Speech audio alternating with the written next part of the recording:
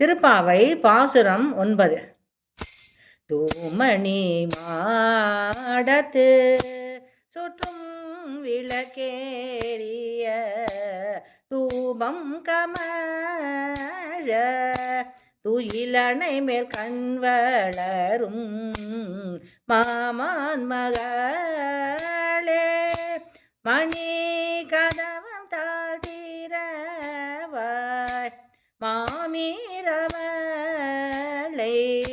எழுப்பீரோ உன்மகள்தான் ஊமையோ அன்றி செவிடோ அனந்தலோ ஏம பெரும் தூயில் மந்திரப்பட்டாளோ மாமாயன் மாதவன் வைகுந்தன் என்றென்று நாமம் பலவும் நவின்றேலொரும்பாவாய்.